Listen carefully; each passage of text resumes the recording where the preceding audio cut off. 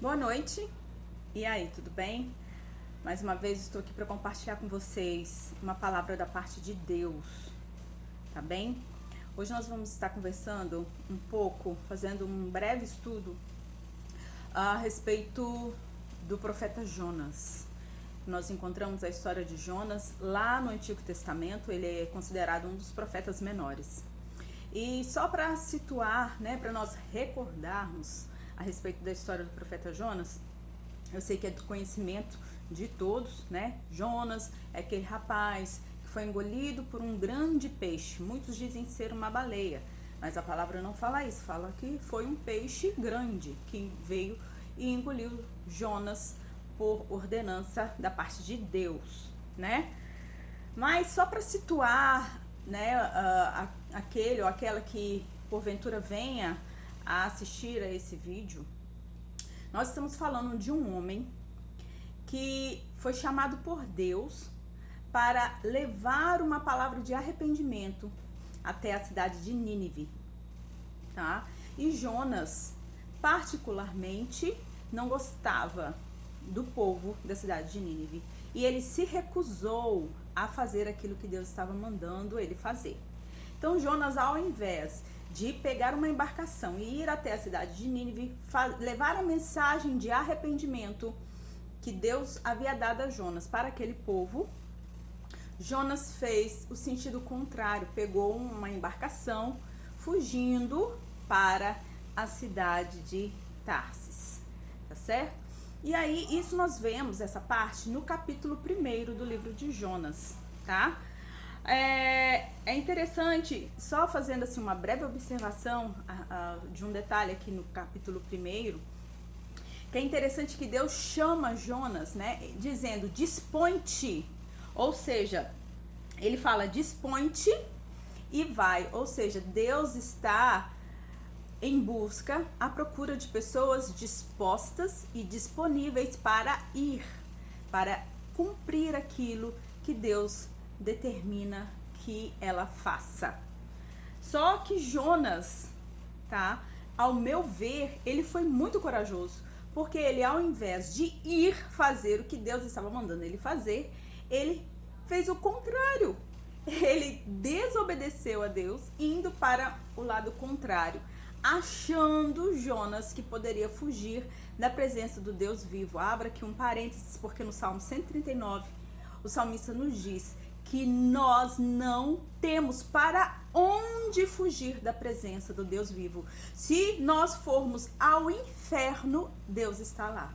Se nós formos ao céu, Deus também está. Não há um local no mundo e fora deste mundo que nós possamos fugir da presença de Deus, pois Deus é onipresente, Ele está em todos os lugares. Amém? Fecha parênteses. Voltando aqui para Jonas. Então Jonas, ele resolveu, por conta própria, fazer o contrário daquilo que Deus havia mandado ele fazer, que era ir ao povo de Nínive. Ele fugiu para Tarsis. E no meio do caminho veio uma grande tempestade, assolando aquela embarcação. Todos os homens que faziam parte daquela embarcação não entendiam o porquê, porque nunca tinham visto uma tempestade tão grande, tão severa como aquela, e oraram para os seus deuses e repararam que Jonas dormia tranquilamente, até que ele, interpelado por essa tripulação, disse: jogue-me então ao mar, que pode ser que essa tempestade acabe. E lançado ao mar, nós entramos no tema, no assunto desse nosso estudo de hoje. Lançado ao mar, Jonas faz uma oração ao Senhor. Nós encontramos essa oração no capítulo 2 do livro do profeta Jonas. No capítulo 2. Jonas, então, do ventre do peixe, Jonas orou ao Senhor, é o que a palavra nos fala. E nós vamos lendo esta oração que Jonas faz, né?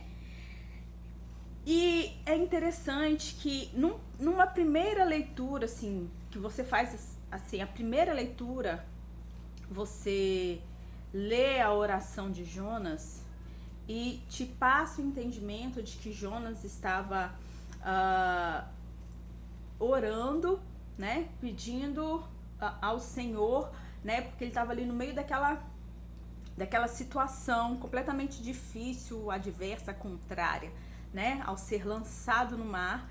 E a palavra nos fala que quando Jonas foi lançado ao mar, ele começou a afundar. Você, ao ler o capítulo 2, a oração dele, ele fala isso, que ele foi lançado ao mar. E o fato dele ter sido lançado ao mar e começou a afundar, a submergir, ele sentiu uma grande angústia por aquele momento, aquela situação. E é aí, né, que vem o peixe e engole. Enquanto ele está afundando, enquanto o ar está lhe faltando, enquanto ele está se sufocando, vem um grande peixe e engole o Jonas. E é de lá, do ventre do peixe, que Jonas ora a Deus. O tema desse assunto, se é que eu posso colocar um tema neste assunto, e eu coloquei, é no livramento, há livramento na aparente desgraça. Há livramento naquilo que eu posso olhar assim num primeiro momento e perceber como uma desgraça. Há livramento num pneu furado. Há livramento num café que entorna na roupa pela manhã. Há livramento num documento que eu não encontro naquele momento em que eu estou atrasado e precisando sair. Há livramento em toda e qualquer situação que aparentemente ela é adversa, ela parece que milita contra nós. Há livramento. No momento em que nós estamos lendo, que a gente vai lendo esse capítulo 2 de Jonas, a gente vai entendendo que há livramento. Para alguns, no primeiro momento, como eu dizia, essa oração de Jonas pode ser entendida ou interpretada como um pedido de socorro, mas não. Essa oração de Jonas é um agradecimento ao Senhor pelo grande livramento que ele recebeu. Ele fala logo no versículo 2 no capítulo 2, versículo 2, ele fala: na minha angústia clamei ao Senhor e ele me respondeu. Há livramento na aparente desgraça. Jonas achava que ele ia morrer enquanto ele estava ali submergindo, enquanto ele estava ali se afogando. A oração de Jonas é uma oração de agradecimento pelo livramento que ele havia recebido de Deus. Um peixe enorme veio e engoliu Jonas e ele estava vivo no ventre daquele peixe. Jonas achava que ele ia morrer. Olha o que diz, vou ler do verso 2 até o 7. Na minha angústia clamei ao Senhor e ele me respondeu. Do ventre do abismo gritei e tu me ouvistes a voz. Pois me lançastes no profundo, no coração dos mares, e a corrente das águas me cercou. Todas as tuas ondas e as tuas vagas passaram por cima de mim. Então eu disse, lançado estou de diante dos teus olhos, tornarei porventura a ver o teu santo templo? Jonas achava que iria morrer. Ele perguntou, será que eu vou voltar a ver o templo, a igreja do Senhor? As águas me cercaram até a alma, o abismo me rodeou e as algas me enrolaram na minha cabeça. Desci até os fundamentos dos montes, desci até a terra, cujos ferrolhos se correram sobre mim para sempre.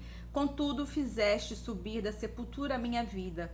Ó Senhor, meu Deus, quando dentro de mim desfalecia minha alma, eu me lembrei do Senhor e subiu a ti a minha oração no teu santo templo. Jonas lembrou-se do Senhor no seu pior momento e orou. Quantas vezes nós lembramos do Senhor somente nos nossos piores momentos e oramos a Ele? E quantas vezes Ele vem ao nosso socorro? Quantos livramentos o Senhor nos dá? Eu quero compartilhar com vocês algo que poucas pessoas sabem. No início desse ano, no final do ano de 2019, em dezembro de 2019, nós descíamos de férias para a cidade de João Pessoa, onde nós temos família lá. Um beijo, minha família de João Pessoa. Estávamos indo para passar Natal, as festas de final de ano. E nós descíamos com um carro que nós tínhamos, um Citroën C4, né, Palas. E enchemos, como toda boa família, enchemos o carro, né? Parecíamos que estávamos de mudança para João Pessoa novamente, mas não, era somente férias. 20 dias, 20 e poucos dias de férias. E tentamos fazer uma revisão do carro aqui, eu moro na cidade de Marabá, né? Estou com os dias contados aqui, porque já estou de mudança devido à profissão do meu esposo. Estávamos saindo daqui de Marabá para João Pessoa. E aqui tentamos fazer a revisão do carro e não foi possível por conta de recursos, peças, enfim, não foi possível, tá? Mas o mecânico que nos atendeu, o local que nos atendeu, disse que dava para irmos perfeitamente daqui para João Pessoa com o carro no estado que ele estava e lá fazermos os reparos necessários, né? A revisão necessária. E assim nós fomos confiando na palavra do mecânico e também confiando no nosso Deus, que é Deus fiel, bom. E assim nós fomos. E no nosso primeiro dia de viagem, nós saímos daqui numa perspectiva de gastar, acredito que uns 3 dias. Nós chegamos em João Pessoa em 2 dias. Mas por quê? Quando saímos daqui pela manhã, né, do sábado às 6 horas da manhã, e logo após o almoço, ao entrarmos no estado do Maranhão, nós estávamos numa reta e o nosso carro simplesmente parou de funcionar. Percebam, nós estávamos na estrada, na BR, numa reta, só tinha fazenda de milho de um lado e do outro.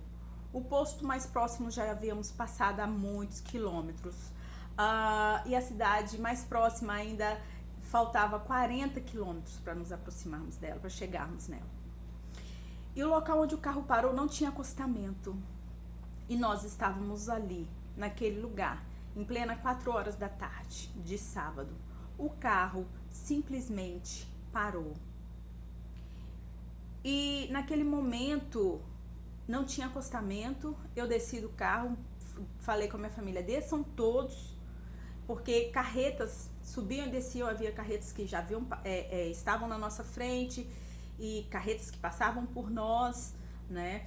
E eu falei, desçam todos para sinalizarmos. E eu desci, eu estava com rolo de papel higiênico, desenrolei e dei uma distância do carro e comecei a acenar para que os motoristas que estivessem vindo na nossa direção pudessem diminuir, desviar.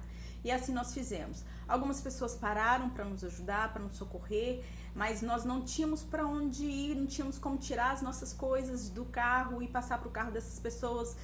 Os carros também que paravam para nos ajudar estavam cheios, né, com passageiros, enfim. Até que um senhor, ele desceu, parou o carro dele, desceu e disse, olha, eu posso levá-la, falou com meu esposo, eu posso levá-la até a cidade mais próxima, que fica daqui a 40 quilômetros, vamos jogar o carro um pouco mais para o canto, sinalizar, deixar bem sinalizado, né, para que os outros carros que viessem pudessem visualizar, desviar, e eu levo você vem com guincho para poder guinchar o seu carro e resgatar a sua família. E assim foi feito. Ficamos eu e meus 3 filhos, eu tenho 3 filhos, 2 rapazes e um adolescente de 11 anos, e nós ficamos ali, naquele lugar. Naquele momento, quem olhava pensava, nossa, coitado dessa família, porque a gente não sabia de onde estava vindo o defeito do carro. Não somos mecânicos, as pessoas que pararam para tentar nos ajudar, curiosos, né? Todo homem é curioso, a sua maioria, em relação a carro, olhavam, abriam o motor, não via nada, aparentemente, o defeito, o problema. E meu esposo foi com aquele senhor para buscar um guincho e eu fiquei com os meus filhos. A única alternativa que eu vi foi descer do carro, tentar tirar o máximo de coisa de dentro do carro, já tudo sinalizado em volta, e falei com os meus filhos, vamos sentar ali, naquele campo, naquele milharal, e vamos aguardar o socorro. socorro do homem. Mas, entendam, o nosso socorro da parte de Deus já havia chegado. Isso eu estou falando para aquele que crê. Ao nosso redor, eu pude sentir um exército de anjos do Senhor que nos guardavam ali. Houve uma pessoa que passou e ofereceu carona, ofereceu de levar os meus filhos, e eu ouvi a voz do próprio Espírito dizendo, não permite, e eu não permiti. O meu filho, mais velho, pegou o violão, falei, meu filho, pega o violão, vamos adorar a Deus. Há livramento na aparente desgraça. Nós temos que adorar ao Senhor em toda e qualquer situação. A palavra de Deus nos fala, adore ao Senhor, em tudo dai graças ao Senhor, porque Ele é digno de louvor. Ele está no controle de toda e qualquer situação e em tudo existe um propósito. Naquele momento o Senhor estava provando a minha fidelidade, a minha confiança nele, a minha esperança. O Salmo 121, ele nos fala que o nosso socorro vem do Senhor que fez os céus e a terra. A ele não deixará vacilar os nossos pés. O guarda de Israel não dorme, o Senhor não cochila, ele está sempre vigilante, guardando pelos seus, guardando os seus. E assim o Senhor fez, assim nós fizemos, pegamos o violão e começamos a adorar ao Senhor, e ali eu pude sentir a presença de Deus. Passado algum tempo, 1h30 mais ou menos, 2 horas, o meu esposo chegou com um guincho e fomos para uma cidade na beira da estrada. A estrada corta a cidade, chama Pastos Bons, no interior do Maranhão, e Deus preparou tudo ali. As pessoas diziam, olha, pode ser que hoje você encontre um mecânico, pode ser que talvez o mecânico não tenha certeza se vai conseguir descobrir qual é o defeito, e se dependendo do defeito nem tem a peça. Queridos, nós queríamos chegar logo em João Pessoa. O meu esposo veio com um guincho, guinchou o nosso carro, nos deixou no hotel. No dia seguinte, o mecânico que meu esposo já havia falado na noite anterior foi lá. Era um domingo, não tinha nenhuma loja de autopeças aberta. O mecânico conhecia o dono de uma loja. O dono, com toda boa vontade, abriu a loja para comprar a peça do que havia dado defeito no carro. A bomba de gasolina que manda o motorzinho lá, enfim, uma peça que manda a gasolina para o motor havia queimado. E existia essa peça na cidade. E o dono da loja, com toda boa vontade, abriu a loja em pleno domingo para poder meu esposo comprar a peça. O moço consertou o carro e 11 horas da manhã do domingo nós estávamos saindo de Pastos Bons e chegando em João Pessoa naquele mesmo dia. O Senhor nos deu livramento e nos trouxe a benção numa aparente desgraça. No dia seguinte, nós fomos até um amigo que comprou o nosso automóvel e o Senhor nos deu a condição de nós investirmos num automóvel com 7.000 quilômetros rodados. Um automóvel praticamente zerado, queridos, dentro do valor que nós podíamos pagar. Isso é bênção. O Senhor nos deu livramento de morte. Nenhuma carreta deixou de visualizar o nosso carro, de nos visualizar. E ninguém se aproximou de nós para tentar fazer algum tipo de maldade, nos assaltar. Não. Em todo o tempo o Senhor esteve nos guardando. Assim como o Senhor fez com Jonas. O Senhor livrou Jonas. O Senhor poderia ter deixado Jonas se afogar por conta da desobediência dele. Mas não. Deus deu livramento de morte a Jonas. E levou Jonas até Nínive através daquele peixe, para que Jonas desse a mensagem, passasse a mensagem para aquele povo. Mensagem de salvação, de libertação, de cura, de livramento. E por causa da vida de Jonas, aquele povo foi salvo também. Ouviu a mensagem e pôde ser salvo. O Senhor está esperando de nós que nós nos comportemos como verdadeiros adoradores. É o que o Senhor Jesus fala lá em João. Que ia chegar um dia, e já chegou, onde o Pai procura aqueles que o adoram em espírito e em verdade, independente da situação. Deus, Ele é fiel, independente da situação que você está passando, meu querido, minha querida. Deus, Ele continua fiel. O que Ele requer de nós é a nossa fidelidade, a nossa coragem, a nossa adoração para permanecermos fiéis diante das nossas dificuldades, fiéis a Ele. Abacuque fala: ainda que a figueira não floresça, que não haja fruto na vide, que o fruto da oliveira minta, que não haja animais no campo, todavia eu me alegrarei no Senhor, no Deus da minha salvação, porque não importa o que a gente esteja passando, nós devemos nos alegrar no Senhor. Eu estou passando por uma situação onde eu estava vivendo à base dos meus sentimentos e eu não posso, a minha fé não deve ser movida, a nossa fé não deve ser movida pelos nossos sentimentos. Nós não devemos fazer nada pelo Senhor por sentir, mas sim a fé, ela é o agir mediante a palavra, debaixo da palavra do Senhor. Então, nesta hora, eu quero encorajar você a se erguer deste vale que você está passando, se erguer dessa situação que você está se sentindo uma pessoa desgraçada, uma pessoa desamparada. Você não está desamparado. Deus é por você, Ele está com você aí do seu lado.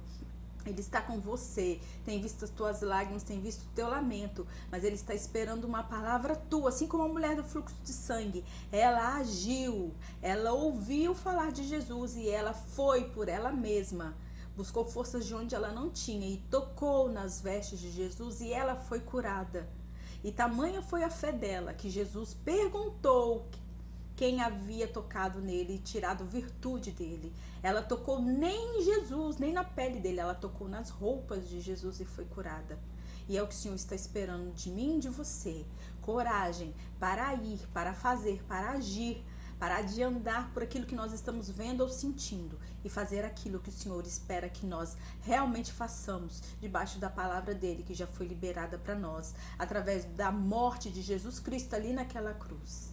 Através de Jesus, do sacrifício de Jesus, eu e você somos mais do que vencedores. Estamos autorizados pelo Senhor a caminhar na fé, a viver pela fé. O justo viverá pela fé. Então, viva pela fé. Tenha coragem. É o que eu estou fazendo. E entenda, antes de ministrar essa palavra sobre a sua vida, essa palavra foi ministrada em minha vida. E é o que eu estou falando aqui. O Senhor está falando a mim e eu estou falando a você. E essa palavra está servindo para mim também. Então, eu estou te encorajando e ao mesmo tempo estou sendo encorajada. Que nós façamos aquilo que Deus nos mandou fazer. Sem esperar sentir alguma coisa para fazer, mas que nós façamos mediante a autorização que o Senhor já nos deu através da sua palavra, aquela palavra que foi liberada sobre a minha vida e sobre a sua vida. Que Deus abençoe você nesta noite. E se essa palavra te abençoou, se essa palavra fez sentido para você, se essa palavra edificou a tua vida, eu quero desafiar você, encorajar você e pedir a você que você compartilhe pelo menos com uma pessoa. Envie essa mensagem pelo menos para uma pessoa, para abençoar a vida dela também, para encorajá-la também. Amém? Posso contar com você? Porque é assim que nós vamos encorajando uns aos outros. Amém? E proclamando o reino de Deus sobre as vidas nesta terra. Que Deus abençoe você. Obrigado por ter ficado comigo até aqui. Um beijo. Até a próxima mensagem.